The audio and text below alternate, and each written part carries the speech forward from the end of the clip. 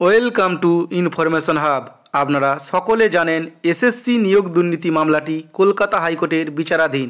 আজ 11ই মার্চ এই মামলার শুনানি ছিল কলকাতা হাইকোর্টের 29 নম্বর কোর্টে বিচারপতি দেবাংশু বসাক ও বিচারপতি মোহাম্মদ সব্বার রশিদির ডিভিশন বেঞ্চে।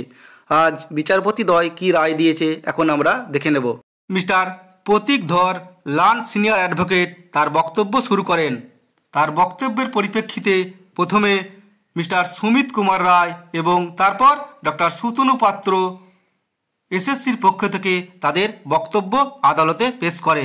ডক্টর পাত্র বক্তব্য পেশ করার পর মিস্টার কোয়েলি ভট্টাচার্য পশ্চিমবঙ্গ মধ্যশিক্ষা পর্ষদের পক্ষ থেকে তার বক্তব্য পেশ করেন।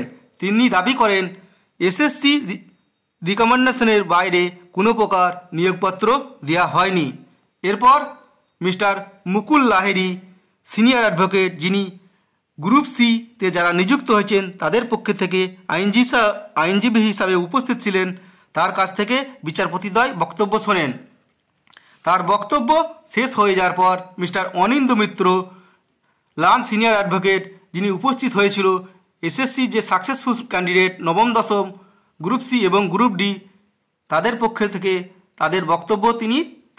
থেকে তিনি তার বক্তব্য পেশ করেন। মিস্টার অনিন্দ মিত্র লান্স সিনিয়র অ্যাডভোকেট তিনি এফিডেভিট জমা করেন তার ক্লায়েন্টদের পক্ষ থেকে, যেটা রেকর্ড করা হবে। এরপর বিচারপতিদ্বয় 12ই মার্চ আবার মামলাটি নথিভুক্ত করার জন্য জানান।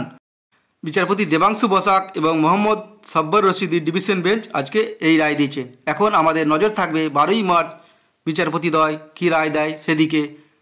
ভিডিওটি ভালো লাগলে লাইক করবেন এবং শেয়ার করে সকলকে এই বিষয়ে জানিয়ে দিন। পরবর্তীতে এই ধরনের আপডেট পাওয়ার জন্য আমার চ্যানেলটি সাবস্ক্রাইব করে রাখুন।